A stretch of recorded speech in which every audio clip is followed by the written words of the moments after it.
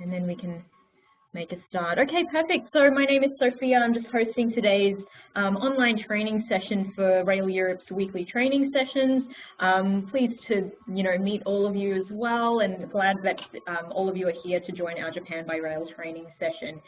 Today's training session is pretty much just going to be an overview of Japan by Rail in general, as well as the various products and passes that we can book in this particularly exciting area. So very, very different. At the end of the session as well, I am going to go through a very quick demonstration on how to book a Japan Rail in Euronet. And for those of you who are just joining the session, if you could kindly just put your microphones on mute as you join the session, just so that there's no audio feedback, because we can hear you and the session is being recorded. However, nevertheless, if you have any questions, please feel free to enter them into the chat box. We do have a bit of a small following today, which is quite nice, and we can get started. So Japan by Rail, just a quick introduction to Japan by Rail as a whole. JR, which is something that you will notice quite a lot of when you are booking these products, stands for Japan Railways. So JR isn't a company, but an intricate railway network that consists of various different networks and different different services that operate across Japan. Unlike Europe, which is what we're very much used to booking through Euronet, of course, point-to-point tickets are only available to purchase locally and also at non-discounted rates. And bearing that in mind as well, it does also mean that that the only products that we can book through Euronet, of course, are the rail passes as well. And in saying that, Japan rail passes are indeed the best value and also the most convenient way to explore Japan, because point-to-point tickets are only available for local purchase and also at non-discounted rates. It is much more of a better choice economically for passengers to be purchasing a Japan Rail Pass in general. And moreover, of course, Japan Rail Passes also can't be purchased in Japan. So these are products that are exclusively available international from Japan. So it is quite, quite an advantage to us as international guests and customers that we can book these products in advance.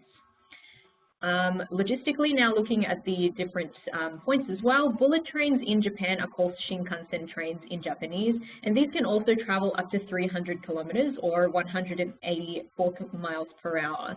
So they are extremely fast, and as their international reputation exceeds them, they are also extremely on-time services and very exciting as a spectacle to travel on as well as watch as well. Furthermore, Japan Rail Passes, which is what we are going to be covering quite a fair bit of today, includes unlimited travel on Japan Rail trains as well as buses and ferries. So it's not exclusively limited to rail services, but moreover the broader area of Japan and other modes of transport as well. So an important feature as well of Japan Rail Passes is that, of course, the Japan Rail Pass is actually only eligible to specific customers, and this involves foreign travelers visiting Japan for sightseeing. So in saying that, because the Japan Rail Passes are only offered to foreign travelers, locals cannot purchase these passes, and locals and international guests cannot purchase the passes at all within Japan. So of course, when you are a foreign traveler visiting Japan, it is in your best interest to sell your customer a Japan Rail Pass. The thing is that with Japan Rail Passes, Japanese immigration law does allow for stays of 15 days or 90 days, and passports do have to be stamped as a temporary visitor in order to use the Japan Rail Pass. So it is quite important to note this feature when you are selling this product to your customers as well. If you do enter Japan under another status such as a trainee, entertainer, or even a re-entry permit, you cannot change the exchange order for the Japan Rail Pass. So very important to note that the Japan Rail Pass really is only eligible for foreign travelers for sightseeing purposes, not for any other purpose other than that. And welcome to those who are just joining. I am just going to be popping people on mute as we go along, just so that there's no conflict in the audio. Thank you so much. Okay, perfect. So just a very quick example of what the temporary visitor entry stamps will look like on foreign guests passports as well. So by having these temporary visitor entry stamps, this is what is necessary to be presented in conjunction with exchanging the exchange order for the Japan Rail Pass. So very important that this form of documentation is provided as well at the time of exchange. So with Japan Rail Passes, when you do issue these out of Euronet, of course you do issue a paper ticket, but bear in mind that this is actually an exchange order and not the Japan Rail Pass itself. So what happens is that with the exchange order, it does have to be exchanged within 3 months of the date that it does get printed. And that exchange can really only take place within Japan at an exchange office, much like that's one that's in the picture here as well. So bearing in mind when you do have an exchange order for a Japan Rail Pass, it is pretty important to make sure that you are leaving enough time when visiting the exchange offices as well. So for example, if you have, a train, if your passengers have a train to catch, it wouldn't be a very good idea for you to be exchanging the exchange order document at the exchange office, maybe 5–10 minutes before the train is supposed to depart, because there is quite a detailed procedure that does go along with exchanging the voucher for the actual Japan Rail Pass itself. And this detailed process does involve, something like filling out a short application form and showing your passport with that temporary visitor stamp that I was mentioning before, and an exchange order to actually receive the Japan Rail Pass. So in knowing that process that comes attached with exchanging your exchange order at the exchange office, then of course it is quite important to make sure that customers do have ample time prior to traveling on their first train and claiming the rail pass itself. More importantly, and most importantly, of course, when turning in the exchange order, the name that has been printed, on the exchange voucher, as well as what has been booked in Euronet as well, has to match per passport. Primarily because a customer's passport will be checked against the exchange order and the potential Japan Rail Pass. If there are any discrepancies that shown in any form of documentation, then passengers will not be eligible to claim their Japan Rail Passes as well. So much like European trains as well, ideally passengers do wish to make a seat reservation, right? But the thing is that the procedure for booking seat reservations with Japan is fairly different. Once passengers do receive a Japan Rail Pass, it's not that they make seat reservations through Euronet as a separate thing. Seat reservations can only be done locally. So seat reservations for Japan can only be done at a Midori no Madoguchi reservations office or any travel service center at a JR station. So seat reservations also, bearing in mind, they cannot be made at an unmanned train station or stations without any reservation capability. So do ensure that you are aware of that, for your passengers when they are purchasing this type of pass. So just to reiterate, reservations can only be made at, manned stations and stations that do have the reservation capability, which can be a selected list as well. The good news, of course, is that with Japan Rail is that making seat reservations are no additional fee for passengers who do have a Japan Rail Pass. So with Japan Rail in general, they do have 2 different classes of service, namely green class and ordinary class. So green class would be the higher class of service on board Japan Rail, which is considered as your equivalent to first class, whereas ordinary class is the lead-in class of service, looking more like second class as well. So when traveling in these 2 classes of service, some trains do offer reserved seating in green class and ordinary class. However, in ordinary class, you can also have open seating available in that compartment. So bearing in mind, green class does have compulsory seat reservations that are required, however, are at no additional fee for passengers, whereas reservations in ordinary class are optional. And of course, because the Japan Rail Pass is also eligible for use on other modes of transport, such as buses, buses do also require reservations as well. So do ensure that people are aware of that when they are traveling on the services.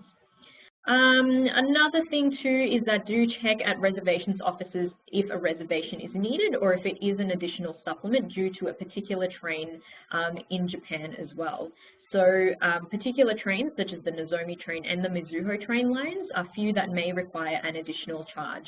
And do remember these two particular train names because this is something that I will discuss later on in the training presentation as well. So, you know, of course, across the board, reservations in Japan are at no additional fee, but it is still quite important to bear in mind that there can be some services that may charge an additional cost for seat reservations because it is operated by a different type of train service as well. So, some important information about Japan Rail Passes too is that the Japan Rail Pass is not valid for any seats, reserved or non-reserved, on any Nozomi or Mizuho trains on the Tokaido and the Sanyo Shinkansen lines. So if you do have, passengers traveling on either of these services, ensure that they are traveling on a non-Nozomi and a non-Mizuho train on any of these lines. The good news is that regular Shinkansen trains do travel on the same services that the Nozomi and the Mizuho trains, and it is quite obvious when you are traveling throughout Japan on electrical signboards and notification boards on whether or not a train is a Nozomi or a Mizuho train. So therefore, if your passenger does have a Japan Rail Pass, they will know that they will not be eligible to use it on the train that has these specific names on them as well. So in this case, if they're not allowed to use the pass on Nozomi and Mizuho trains, then pass holders do have to take either Hikari or Kodama trains. If travelers use a Nozomi and Mizuho train, they must pay the basic fare and get the limited express charge, and even for a green card, the green card surcharge. So therein lies the additional cost that is incurred for any passengers who have a Japan Rail Pass already. If you do travel on a Nozomi and Mizuho train, you will not get complimentary travel on the service. You will need to pay an extra fare on top of that. And if you have any passengers who are using JR trains on non-JR lines, they do have to pay additional fares and charges for section travels on such lines. So just to repeat, if they do have JR trains traveling on non-JR lines, the additional fare will apply.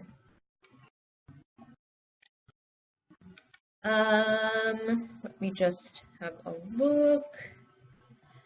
And for those who are having a couple of audio issues, perhaps maybe just check, I think I'm getting a couple of messages in the chat box, just checking if the audio is working. Just do check if your computer isn't on mute because other trainees are able to hear the audio. But if you're still having issues, this session will also be available, you know, as a recording anyway for you to hear, nevertheless, in the training libraries. Okay, perfect. So with Japan Rail Passes, just to go through the refund policies that do apply as well, validated passes are non-refundable. And when I say validated passes, this means that the pass has already been exchanged at the local exchange office. So in this case, if the customer has already exchanged their exchange voucher at a JR exchange office locally, that it is therefore non-refundable and also non-exchangeable as well. Oh no, sorry, my apologies. Oh yeah, no. Ignore that. Yes, so lost or stolen passes, of course, are non-refundable because, of course, in every single case, if it is issued as a paper ticket, we cannot refund anything unless we have the original documentation to process that. No for refunds are also available due to any train delays or any suspension as well. And if the Japan Rail Pass is unused, it is 90% refundable and can be submitted to an issuing office within 12 months of the issue date. So when I say unused Japan Rail Passes, this effectively means a rail pass that has not yet been exchanged at the local exchange office. If it has not been exchanged, then it is 90% refundable. However, if it has been exchanged, it is therefore non-refundable. So those are, you know, the specific about using the Japan Rail Passes, who is eligible for this type of product. But furthermore, we'll get into a little bit more details about traveling in Japan in general. So various tips for using, you know, stations and rail cars in Japan, because it is quite a very unique experience for a passenger to travel on as well. So when traveling throughout Japan, all JR stations and display station names are both displayed in Japanese and also Romanized English on platforms. So that way it is, you know, user-friendly for any international guests that are visiting Japan for sightseeing purposes as well. The station's name in Japan also will appear at the center of the signboard in large letters. So it's very, very clear to know which railway station a customer is at as well.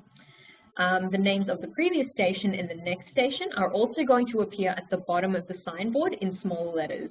This way passengers will know what is the next station, what is the previous station that they are traveling to and from in the interim of their travel as well. And of course, because Japan is quite a modernized and very, very developed society, there is free Wi-Fi available in the vicinity of many stations, such as JR Hokkaido, JR East, or JR Central stations as well. And just a travel tip, of course, because Japan, traveling by train in Japan is done a lot by international guests as well as locals. It is pretty important to ensure that, you know, when you are traveling throughout Japan by rail, to avoid any rush hours if possible. So these rush hours would fall anytime between the time of 7:30 a.m. to 9:30 a.m. and even 5 p.m. till 8 p.m. in the evening, primarily because there are a lot of local passengers who do travel on these trains. So therefore, to avoid, you know, any discomfort during travel because of high congestion rates during these time windows, do avoid traveling in these windows to ensure that passengers do have the most comfortable time while they are at these railway stations as well. And of course, equipped in each of these railway stations are that they have restaurants and vending machines within the stations. And to enhance that as well, on board the service, trains will also have either a trolley cart service, or some may even have boxed lunches containing local Japanese style foods, just so that passengers, you know, of course, don't go hungry on the trains, but even more so can enjoy, you know, the local cuisine while they are traveling on one of the most exciting rail services throughout the world as well. So, just a bit of a guide on the individual pricing for point-to-point tickets. Because point-to-point tickets are offered at a non-discounted rate, you know, it is quite, you know, quite remarkable to see the price difference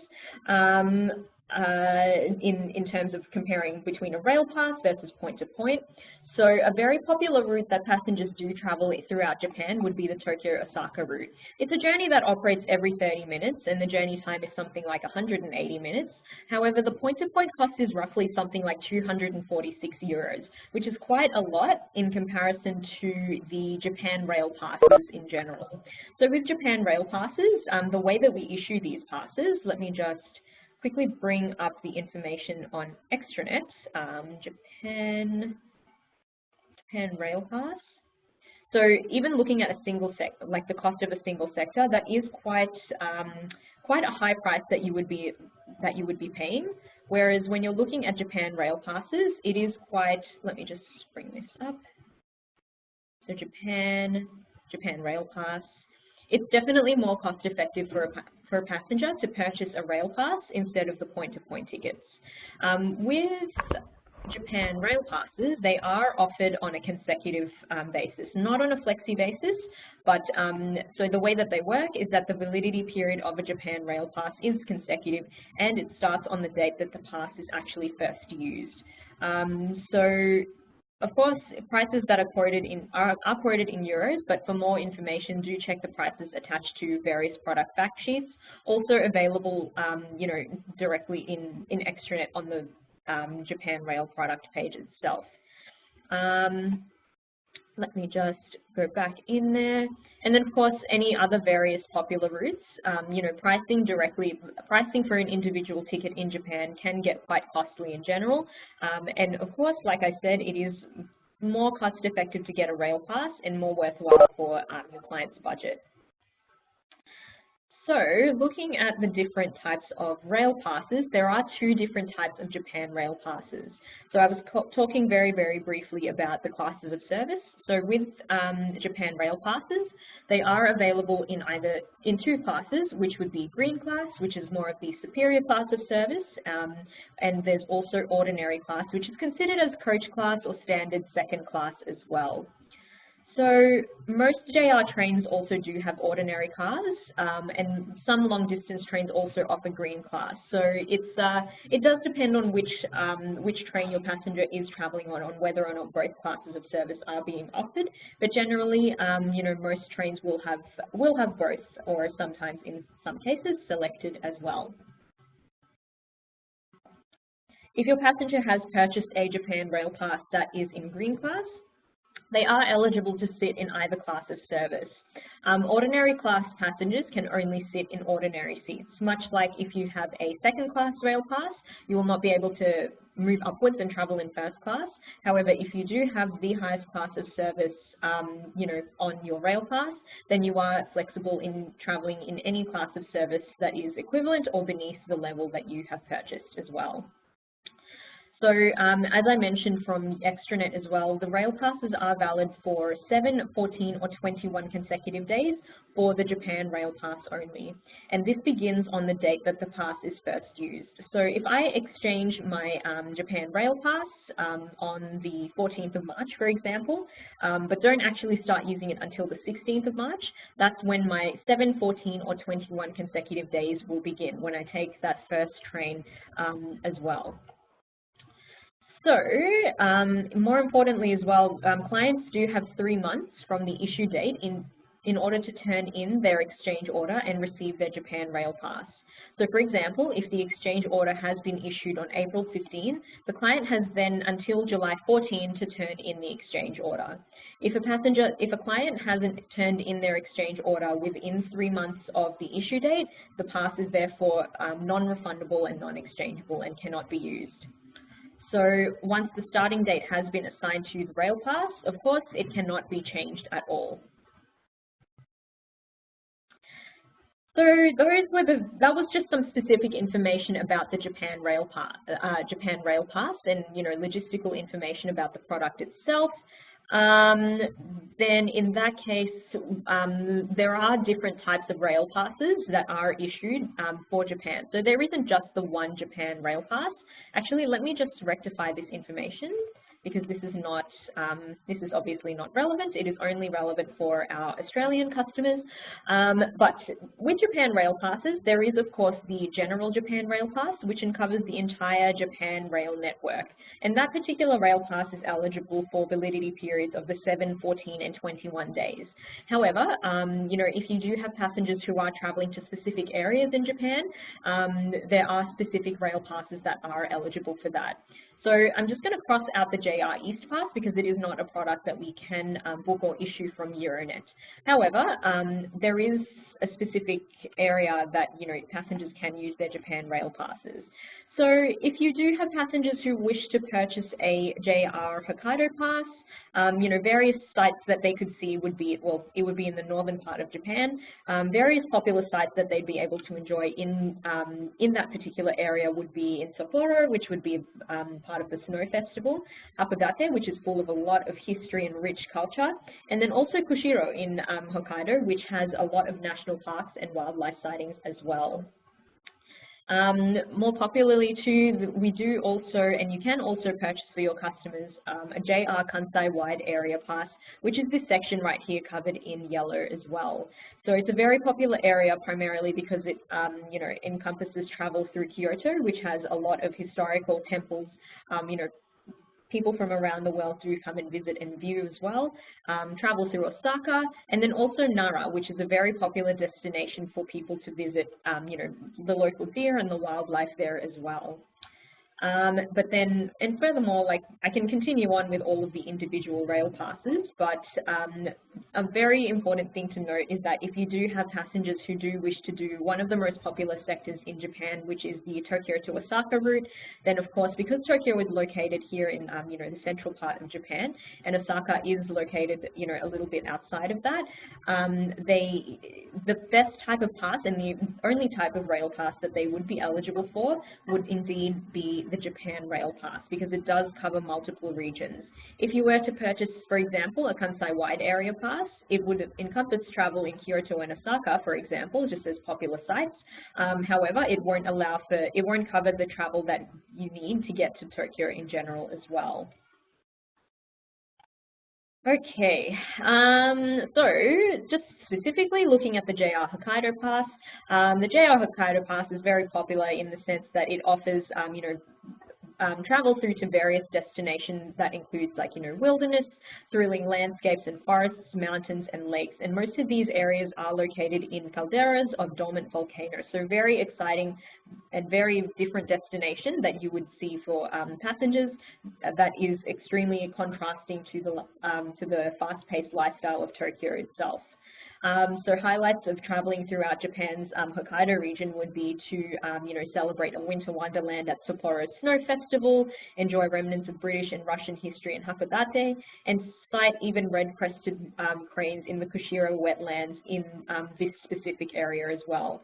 So it's a very different type of destination for people to go to if they if they were interested in traveling to somewhere that is a bit different to the capital city itself.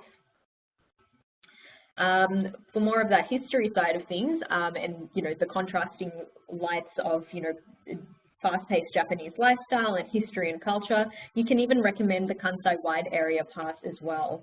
So this particular region that the Kansai Wide Area Pass covers is home to Japan's heartland, to history, tradition, and culture as well.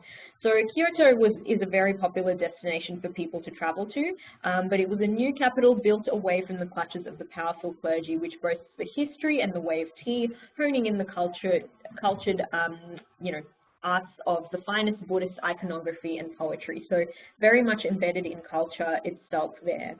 So some highlights that people might enjoy when they are traveling through this specific region would be, seeing a geisha in the narrow alleys of Kyoto's Gion district, enjoying the bustling city of Osaka, and then also sighting local deer of Nara as well.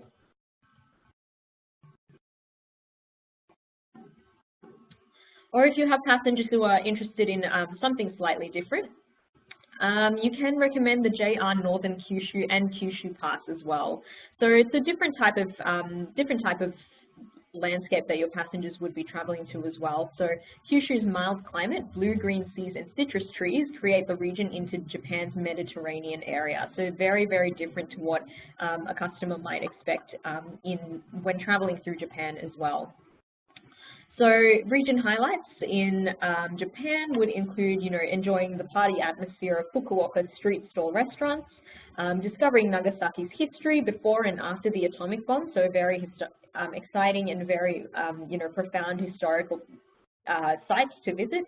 And then also for rest and relaxation, you can also enjoy by soaking in the hot springs of Beppu as well.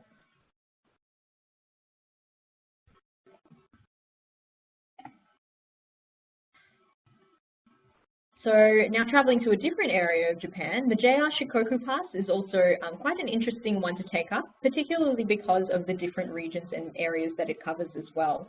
So lifestyle in this area is very, very unique in that it is the smallest of Japan's main islands. Shikoku itself does lie across across the Seto Nakai from Honshu as well. So it's a very peaceful and interesting landscape that your passengers would be able to enjoy by traveling to this area, by admiring the beauty of Tokushima's natural sites, getting a taste of Sanuki-don in Takamatsu, and then also a semi-tropical and laid-back Kochi-ken as well. So very much, part of that rest and relaxation that passengers would be, enjoying in that respect as well. So that pretty much rounds up, our general discussion of the Japan rail passes, traveling throughout Japan by rail. But what I will go through now is just a quick demonstration on how I am going to be booking a Japan rail pass in Euronet. So that ends that side of the presentation, but I will just quickly open up my Euronet to show you how to do that. So this procedure on how to, I think that people may have lost my screen. I'm just going to share my screen again. I hope that people can still see my screen. Is everyone okay? I'm guessing that it should be fine now. I'm hoping. Okay, perfect. No problem. I'm just going to, sorry about that technical issue there.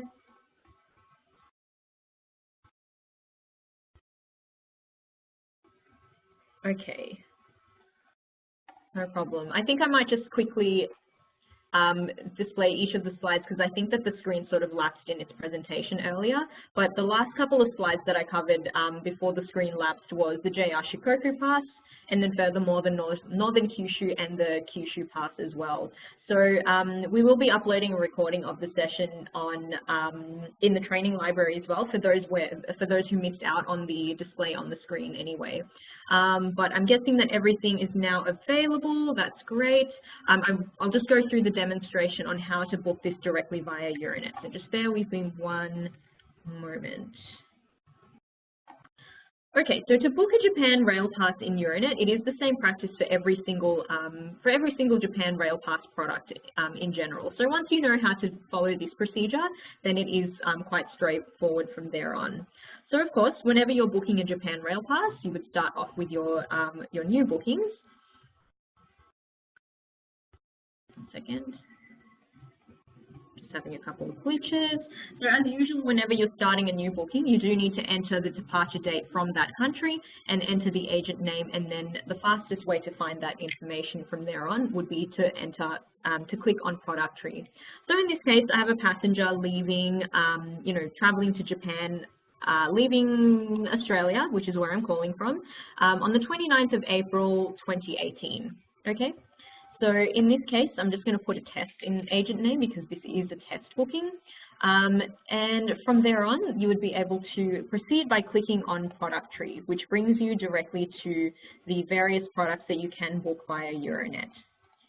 The next step is to select the product itself. So in the product tree, in non-European rail product section, you do need to select one of the Japan Rail Pass products. So non-European rail products, here we go, Japan. In this case, I want to book just a Japan Rail Pass, and I'm going to book this Rail Pass for myself, okay? So it looks fairly different to how you would normally book a European Rail Pass because the platform is fairly distinct. Okay, so when you are searching for your product in the Japan Rail Pass, the first step is to search by class of service is the first thing to select. And then the value would be the class that filters down from there. In this case, I want to book myself a ordinary rail pass.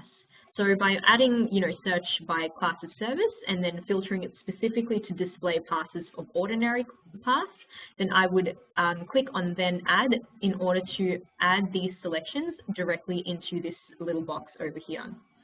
So once I've added that directly into, this little search box, then I can then click on search, and then it will then populate all of the individual fares for the Japan Rail Pass. So remember earlier when we were looking at the pricing for a single train ticket from Tokyo to Osaka, I think we were quoting it at something like over 200 euros just for that one journey. Notice that now the 7-day consecutive rail pass for ordinary class is only 236 euros. So it's already more cost effective to purchase a 7-day consecutive rail pass as opposed to an individual ticket. Because if you were to purchase individual tickets in Japan, you could be going up to, several hundred euros alone just buying point-to-point tickets. However, if you do purchase a Japan Rail Pass, your seat reservations are fully complimentary and you're already saving a lot of money on your Rail Pass. And furthermore, it is not actually possible to purchase these passes locally in Japan as well. Okay. So now that I've got the populated costs of the rail passes, from there I would need to select the pass that I wish to book. In this case, I want to get a 7-day consecutive rail pass, and if this is the one I want that I've currently selected on, then I need to enter the number of passengers. So I'm only going to book myself, so I'm just going to put 1 passenger there. And then from there, once I've added the number of products that I wish to select in that column of the number of packs, then the next step is in the fare details box. It will indicate information added about the product, and then I can click on select fares. Okay, so now that I've clicked on select fares, the next step for me is to click on the tab that says passengers. So the booking flow itself is, it's not very linear, I'm not going to lie. However, it is, once you do book one of these particular types of products, it becomes a lot easier with practice. So after I've selected the specific product, I then click on passengers. So then the next step is to click on select passenger, okay? But then once I've selected that passenger, I need to click, oh, I'm sorry, I meant to click on add new passenger, not select passenger. So add new passenger, I need to enter the title. So I'm going to put in my first name and then my surname. And then from there, I would click on create passenger. Oops. That. I'm just going to pause this. It's about to die. Just one moment. I just have to get my charger.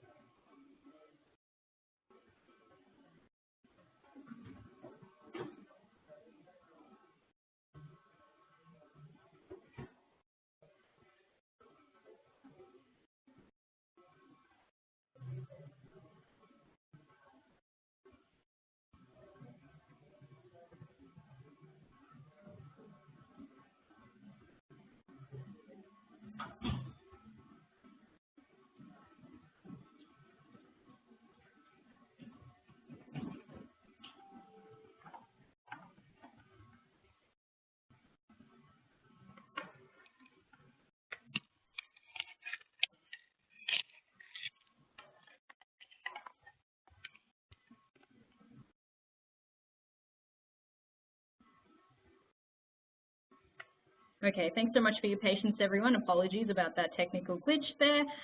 So where were we? We were up to still booking the Japan rail passes. So the next stage, oh, let me just quickly proceed from there. Just one moment.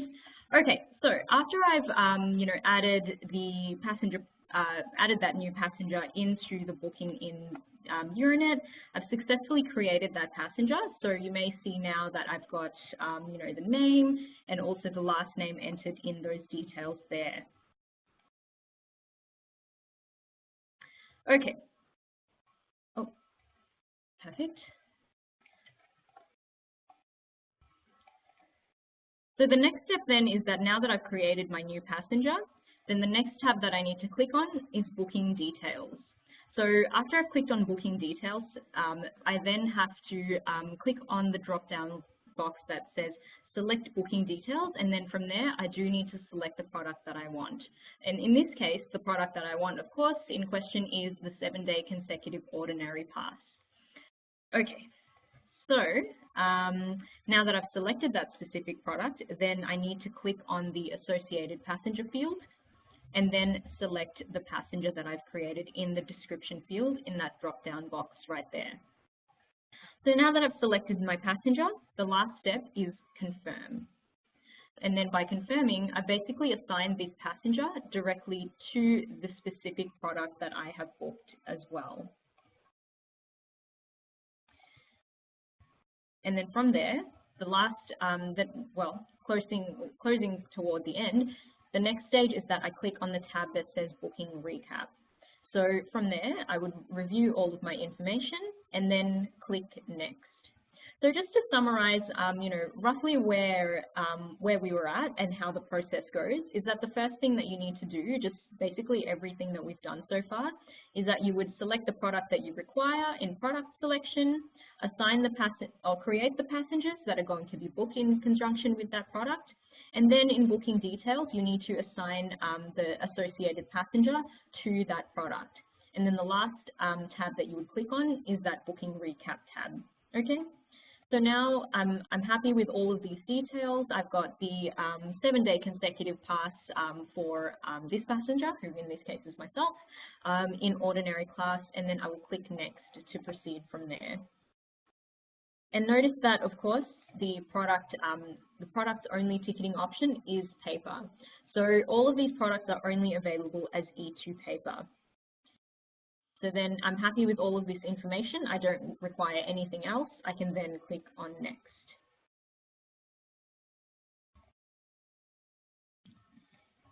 And then finally, let me just finalize that. And then finally, I've created a booking successfully for a Japan Rail Pass. So now that I've reached this stage, I've successfully booked this product for €236, and that summarizes everything really. So in that case, just to recap on everything that we've covered in today's training session, we went through the additional information for, introduction to booking everything in Japan by rail, as well as the individual, rail passes in the country and the areas and different destinations that can cover in those specific areas, and furthermore, a very quick demonstration on how to book the Japan Rail Pass in Euronet.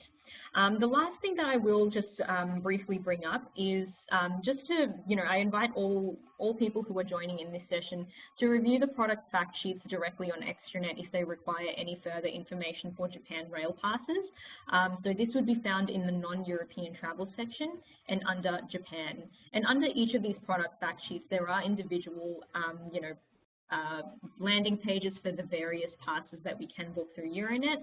So starting with the Japan Rail Pass, which is most likely going to be a very, very popular option because it covers every single rail network within the Japan, the JR network as well, and then various geographically linked rail passes also. But today was a very light session in relation to Japan by rail.